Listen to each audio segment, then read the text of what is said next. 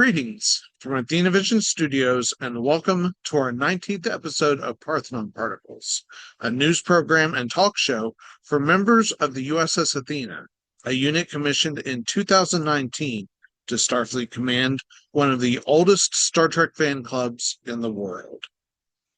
I'm your host, Lieutenant Commander Joseph Fugate, and our guest for this episode will be Lieutenant Junior Grade Hamish Willis from the Athena's Operations Department. There's not been a lot in Star Trek news over the last month, though I suppose it's worth mentioning that the Star Trek fandom won this year's Battle of the Fandoms, an annual social campaign by Pluto TV where fans vote on Facebook, Instagram, and TikTok. Star Trek's fandom battled through 3 rounds, defeating Doctor Who and Charmed before winning in the championship against the X-Files. I have some away mission reports. On June 20th, the Athena had a viewing party at the home of Athena crewman Derek Martin.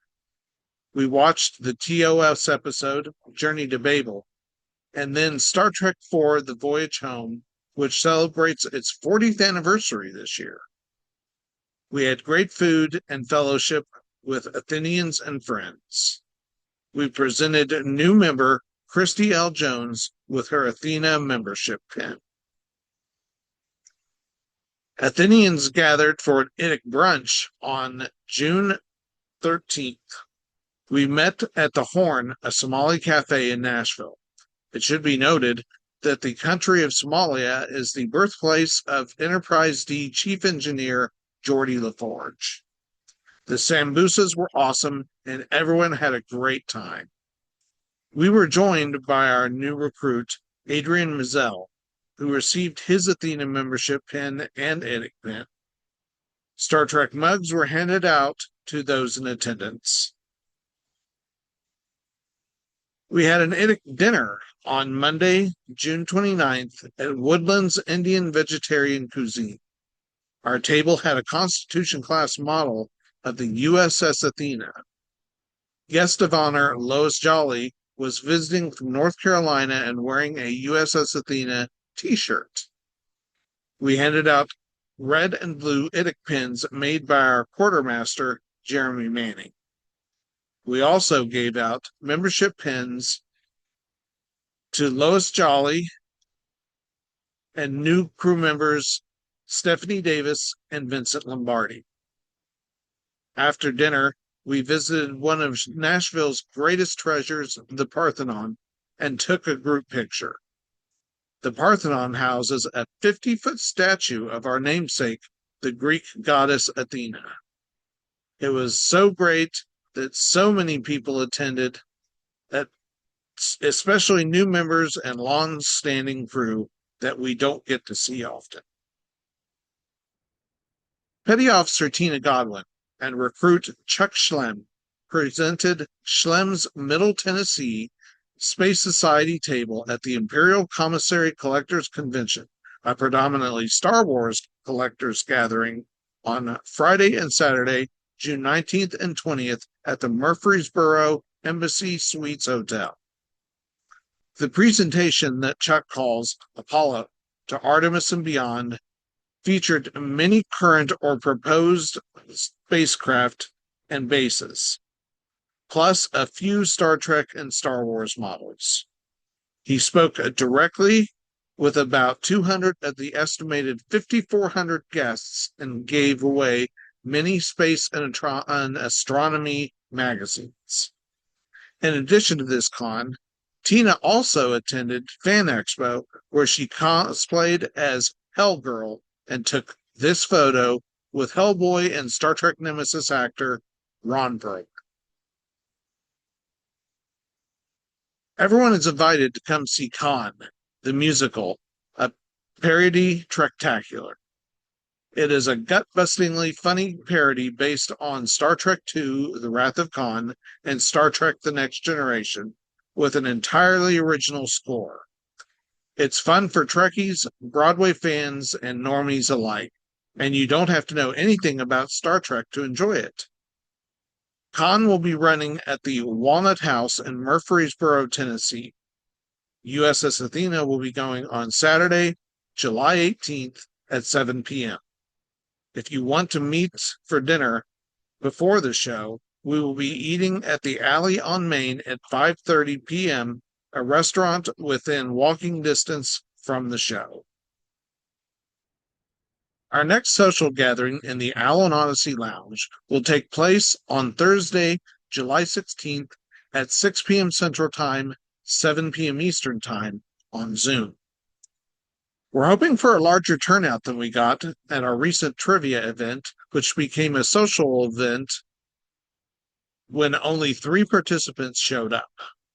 I'd like to take this opportunity to remind those that may not show up for trivia because perhaps they don't feel they have the knowledge since they haven't seen the entirety of every series and thus don't want to be put on the spot, that no one is pressured to answer. We take turns choosing from categories of the 5 legacy shows, which are the original series, The Next Generation, Deep Space Nine, Voyager, and Enterprise, and a difficulty level of one of the said series. But anyone can speak up if they think they know the answer. We joke that it's often Fleet Captain Peck or Starbase One Commander Barnes. And there is a brief period of discussion once the answer is revealed so that participants can learn something about the subject matter. So trivia is just as much about learning as it is about knowing, and no one should feel discouraged to attend. The only way you'll be put on the spot is if it's your turn to choose a question, which is done to allow you to select the category that you think you may have the best chance of replying to. But likely, Kathy or Phil will provide the answer. A reminder that our parent organization, Starfleet Command, will be having their annual mid-year meeting on Sunday, July 19th, starting at 1 p.m. Central Time, 2 p.m. Eastern Time via Zoom. A Zoom invitation will be sent out via email in July. Borderless Arts Tennessee is a nonprofit organization dedicated to creating accessible and inclusive arts programs for people with disabilities. The Athena has been invited to attend an event on Saturday, July 25th at 10 a.m. in downtown Gallatin.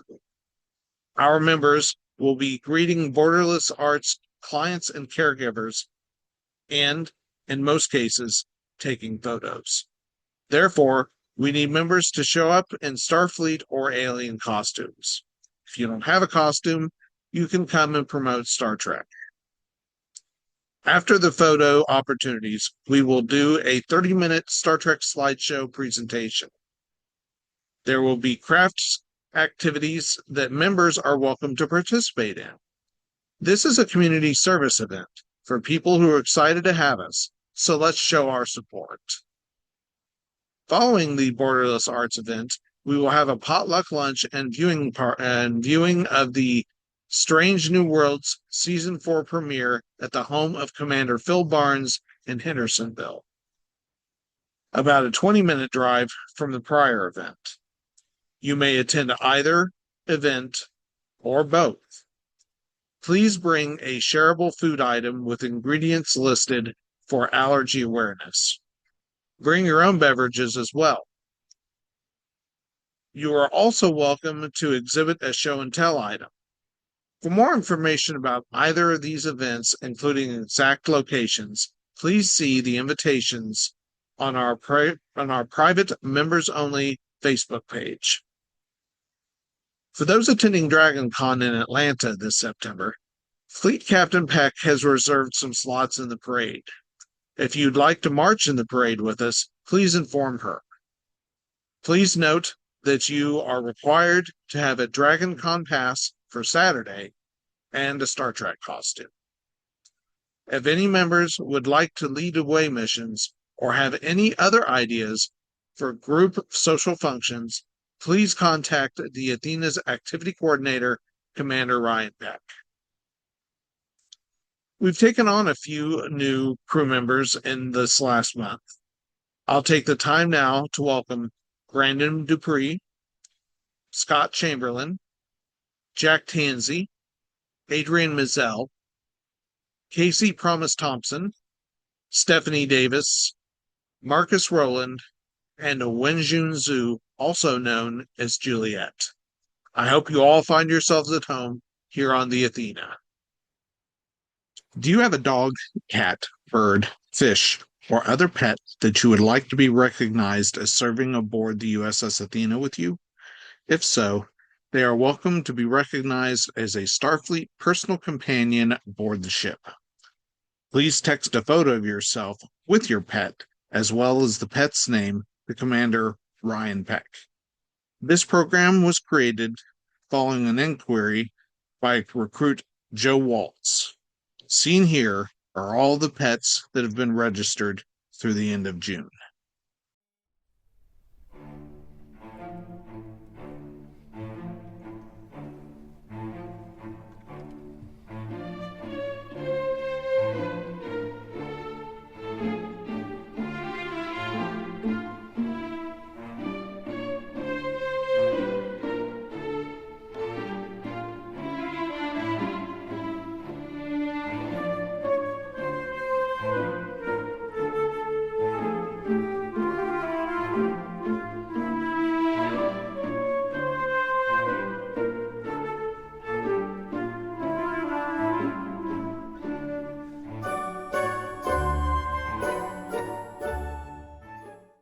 Now, let's get to our guest.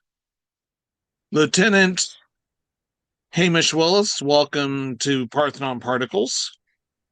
Hello. Thank you. I should be pretty happy. This is I think I came up with the name for this. So I think you did originally, too. I think you came yeah, up with the name for this and for the name for uh Athena's the tablet, maybe, Allen or was it Odyssey. no, the Allen's Odyssey. That's it. Yeah. Yes, yeah. Yep, both of those were stuff that were put to polls. So, Yeah. all right. Good job. Well, thank you. Uh so I understand that you make Star Trek pins. Could you tell me about those? Well, they really just start off as playing on my laser printer. I have one of the Glowforge things, and I do leather work as my profession. And so I took some scrap leather and just kind of tried a bunch of different designs, like in different fonts, like starting with some of the words, like in phrases, make it so, live long and prosper. I even did I have and shall always be your friend from Khan, and Nice. from there, I found little in Glowforge itself in its own program. I found Vulcan hands, pictures of ships. And all kinds of other, Starfleet emblem, Klingon emblem, and others. So I just started churning them out. Ostensibly, originally I was selling them just as light, little things in our shop. But I made a bunch to give to the Athena, just kind of give out with cons. They really don't cost much to make, and I'm using scrap leather most of the time. So it's a good thing to, it was a good thing to have for cons, like give out to people at the tables. Okay. So. That's fun. Speaking of conventions, do you have any memories of conventions or celebrities you've met there or that you could share with us? Yeah, most of my best meetings have been at Dragon Con. Okay. The honors were meeting Nichelle Nichols, which was I considered an honor. And it was funny during the like one of my I think like the second year we went to Dragon Con, got to meet George Takei and his husband Brad, who I run into in the hall and did a selfie with. Because they'd only recently gotten married at the time, Ah, so it was kind of a novelty to see Brad and talk to him and congratulate him as much as George, which George gets most of the attention. I think he was actually kind of pleased to get some attention, and when I got up to get George's autograph, he was like, "Oh, this is the guy I told you about." So we had a nice conversation. And George was very nice, and we kind of talked about Tennessee and stuff because George had gotten a little involved in Tennessee affairs about that time as well. So Okay. so that was one of my favorites. And just others. I think favorites is Aaron Eisenberg, who I met both at Dragon Con and at Las Vegas in 2019, shortly before he passed. And he was so hilarious. He was so funny. At Las Vegas, he kept calling me Captain Skittles because I was wearing a original series red shirt with neon tribbles sewed to it that I called, my radioactive tribble outfit. But he just kind of started calling me Captain Skittles anytime he saw me, and it's just, he was such a fun guy. Um, the other memorable from that convention, I think, was I was just very I'd wanted to meet both Andrew Robinson and John G. Hurlitzer for a long time, and that was the part of the main reason I went to Vegas in the first place was to meet the two of them. Of course, just Andy Robinson was also a gem, just wonderfully nice people. I think I got to meet so many DS9 that weekend. James Darren as well, which he was no longer singing at that point, but just all of my favorites from DS9. Okay. Save Avery. That was a really fun week for me. Okay. Those are all actors and that portray characters that I like. So that's that's great. Do you read a lot of books? I hear you might. I don't read as many of them these days as I used to, but I have read quite a number. I had quite a collection back in the day. I weaned it down to some of my most favorite ones that I like to reread. And then I also later on I got into when I got my Kindle, I began reading a lot of the after what I call the after novels that once they decided, okay, there's going to be no more next gen era movies or shows, that they allowed the authors to like start writing the what happens next stories. Great fun exploring a future of the characters that I had not considered. With like eventually Ro Laren becoming commander of DS9, Oh, and Picard and Crusher married and had a son, Renee. So Worf eventually became first officer of the Enterprise with Captain Picard, and it was some very great novels there. But as far as like old school paperbacks that I love, I did a review for the newsletter for Q and Law, which remains one of my favorite novels ever by Peter David, which was the okay. tale of Lwaxana Troy and Q coming to the Enterprise and meeting up, and all everything breaks loose at the meeting of those two strong personalities, and it was just so well written that that it's always been one of my most favorite books. Others that I really love is Sarek by A.C. Crispin, which picked up right at the end of Star Trek Six, and Okay. kind of dealt with its overlying story was dealing with Sarek himself and his relationship with his wife Amanda as she was dying at the end of her life, and how he was reacting to that, and Spock reacted to that, and I thought it was just a beautiful story, even from an alien perspective of how we deal with loss and grief, and as Star Trek does, it's always at its best when it's giving us you know how a look at how we deal with things. Okay. So that was another really fun one that I liked. So I know I and I enjoyed think the what yeah. I know I enjoyed the Homecoming novels that took place after Voyager returned. Uh I've not ever gotten into those, so that's one of those I still need to get around to. I think one of my other favorite old ones, I think it was actually a plethora of authors that had contributed to it, but it was Kobayashi Maru, and it was ended up basically of several authors telling short stories of how the different original series officers dealt with the Kobayashi Maru test instead of Kirk. like covered Chekhov, Sulu, and Scotty, and how they dealt with it, which really good. Almost exactly as you would kind of expect from them, but very good stories and Okay. great insights into what the characters were. What's your favorite Trek series? I have a feeling it's Deep Space Nine, but am I wrong? Yeah, I don't know what gave it away, but yeah, Deep Space Nine. It started off as my least, but like so many others. But I mean, I felt it began getting better and better as it got in, and the characters.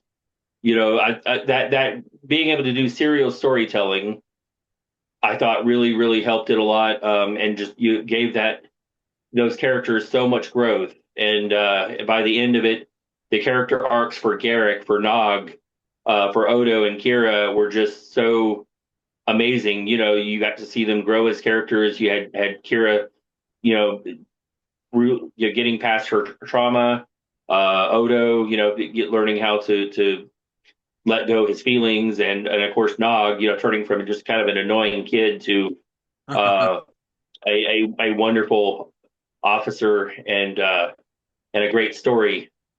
So yeah, it's just overall, yeah, DS9 is my favorite. I guess I probably shouldn't admit it because it's a little not maybe not PC for these days, but I started off watching the original series somewhere in the mid 80s, probably about the time I was 13, watching reruns, and mostly it was because of Bill Thies and his scantily clad, ladies' costumes.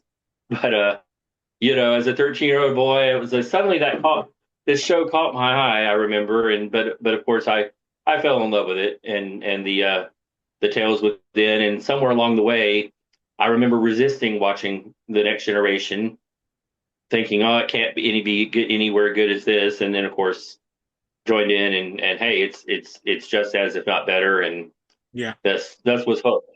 Star Trek was had me hooked for life. Uh, Speaking to Deep Space Nine, that is a show where perhaps I like uh, the supporting cast more than I like uh, Absolutely, some of the main cast members, like Ducat and Nog and uh, Garrick. Garrick. You got to be Garrick. Yes, That's why I was so interested in meeting those actors. Just their the Bartok. supporting Yep. cast was just phenomenal. The stories were phenomenal, and they consistently turned in wonderful performances anytime they were given a shot. And I still love, of course, Jeffrey Combs did played so many characters, but I still consider Wayoon one of the best villains I've ever seen. Just so slimy, it's one of those who just the faces you just want to punch. But uh, it was just all good stuff, good writing and good acting all the way around. And speaking of Jeffrey Combs, his character Shran on Enterprise is probably one of my favorite characters on Enterprise. So, I did enjoy it. It took a while for me to get into Enterprise, but I did ultimately watch it. speaking of characters, what would be your favorite character or characters? Probably as we said, Nog and Garrick, I think are Okay. probably my two favorite. Just the arc of Nog as a character and his progression from being a typical Ferengi to Starfleet officer. It was it was touching. It was heartrending. It was and but it was good. And I think Garrick's transition from being ostensibly a very villainous character who had done very bad things, who in the end was seeking redemption for all of that he had done to try to save his people and the Federation. And I thought that was also a good arc of of he had done terrible things, but he came out on a better side. through his friendships, and with Yes. Dr. Bashir and Odo and others. So I think it's always one of those of it can be a case of is there anyone who cannot be redeemed if they're wanting to work at it? And you know I think it even also goes to Damar as a character who you really hate at first, and in the end he is a sympathetic character, trying to lead his people uh out of bondage, as it were. So Okay. Do you have a favorite Trek film?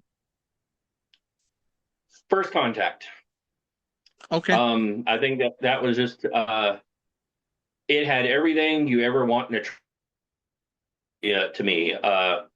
It had great humor. It had great action and suspense. I mean, I remember it's like thinking, wow, this movie is action, it's comedy, and it's a horror film all in one, and it's great. It was just, I remember reading in like one of the magazines with the interviews at the time it came out about, the reporter was watching them do a take of creeping down the halls with their phasers, and Patrick Stewart holding a rifle next to Michael Dorn and Brent Spiner, and just muttering to Brent Spiner, "I love this. This is great." And Brent agreeing, and Michael Dorn just rolling his eyes at them.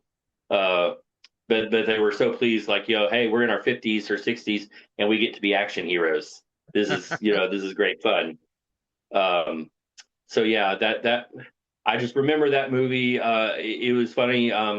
Me and I, some friends, we went dressed as Vulcans, um, as best we could. We maybe no pointed ears, but and we were there late, so we were in the very first row in the only seats left. But we watched it, and the only Trek movie I've ever been to where the audience stood up and applauded at the end. Oh, wow. Yeah, our group did, because everyone was like, "Wow, that was just a really good ride of a movie." And of course, throwing the Defiant in, as well as the Yeah. Doctor from Voyager. Of course, that was Oh, just gravy. You know, sauce for the goose, what a as Spock great would say. cameo Yeah, for the and well Doctor. done. It didn't feel forced; it felt very natural. So, so that was what I think it was just, yeah. I pity that the rest of them could not be as good, but uh, I mean, I'll give everybody's, maybe concede that Wrath of Khan might be the best Trek movie ever out there, that so many people feel, but First Contact is my personal favorite. I get it. That's about all I've got. Is there anything you'd like to talk about before we wrap up? Not a whole lot. I think I will say something else on the other series and whatnot. I have watched all of the new series, with the exception of the Section 31 special. I haven't gotten to that yet, but I know not everybody thinks as much of Discovery and the other new series. But I also like to say that, hey, I think people should give them a chance. They may not be for everybody, but I think they were well made. Strange New Worlds, of course, was good, but I actually quite enjoyed Discovery, quite enjoyed Starfleet Academy, and even Prodigy. Just Yes. I like Trek, so I'll take it in whatever form I can get it, and if it's not always, like, Enterprise is not really my bag, but um, but hey, other people loved it, so that's I always just feel, hey, well, whatever Trek fandom you're at, there's a Trek out there for you. So Yes. uh, and I know, personally, that was one of the things that one of my former roommate said about Discovery, as she was kind of discovering her own identity, and coming out. She said that Star Trek Discovery kind of finally made her realize who she was. So, Oh, and she told the actor Anthony Rapp that was, it was a big moment for her.